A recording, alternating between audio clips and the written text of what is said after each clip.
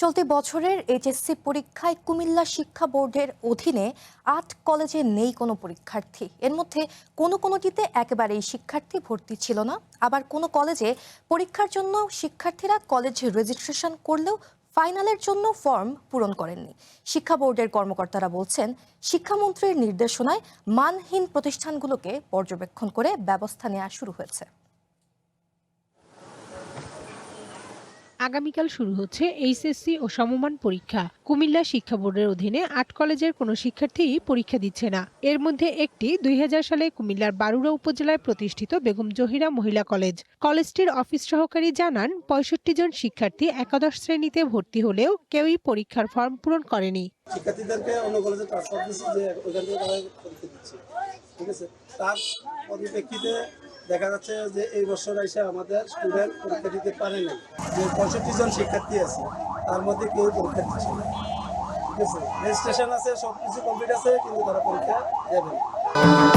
ভবিষ্যৎ হোক নিরাপদ, বিনিয়োগ হোক বিশ্বস্ত, আর আমার পছন্দ সল্ট বে।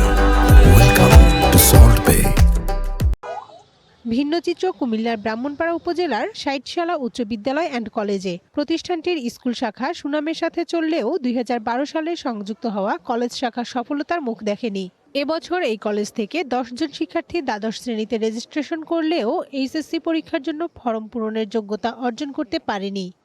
স্বাভাবিকভাবে শিক্ষার্থীরা যারা ভালো A+ পায় তারা চলে যায় ভিক্টোরিয়াতে, আর একটু কম যাদেরকে তারা উপজেলায় চলে যায়, আর যারা একটু বেশি দুর্বল তারা কি করে লোকালিটি আর একটু ভালো অবস্থা থাকতে এখানে চলে যায়।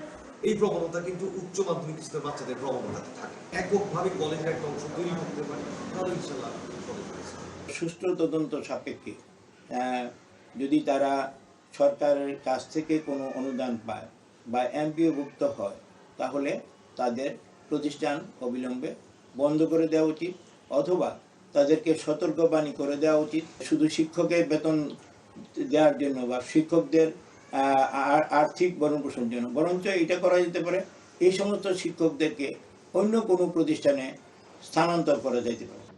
এদিকে গত বছর এইচএসসির ফল প্রকাশের পর সর্বনিম্ন ফলাফলের ১৩টি শিক্ষা প্রতিষ্ঠানের একাডেমিক স্বীকৃতি বাতিল করে বোর্ড। এবছর যে ৮টি প্রতিষ্ঠান এইচএসসি পরীক্ষার্থী নেই, সেই সব কলেজের বিরুদ্ধেও ব্যবস্থা নিতে উদ্যোগ নেওয়া হচ্ছে বলে জানিয়েছে বোর্ড কর্তৃপক্ষ। টেস্ট যে পরীক্ষায় ওখানে পাশের কথা আছে তাদের ইসের মধ্যে, তা ওরা হয়তো সেন্ট আপ করার জন্য করতে পারেনি, সেভাবে হয়তো পাশ করেনি বলে তারা হয়তো আমাদের সাথে আর যোগাযোগ করেনি। এবং বাকি যে প্রতিষ্ঠানগুলো ২-১ জনের রেজিস্ট্রেশন আছে, বাকি অনেকেরই রেজিস্ট্রেশন নাই, তাদের এই বিষয়টার আমরা একটা নিব, জবাবদিহিতা নিব যে কেন ছাত্র থাকলো না, বা এগুলো বোর্ডকে আপনারা পূর্বে কেন অবহিত করলেন না। এবার কুমিল্লা শিক্ষা বোর্ডের অধীনে ৬ জেলার ৪৬৪টি প্রতিষ্ঠান থেকে ৯৫,৭০২ জন এইচএসসি পরীক্ষায় অংশ নেওয়ার কথা রয়েছে। One national desk.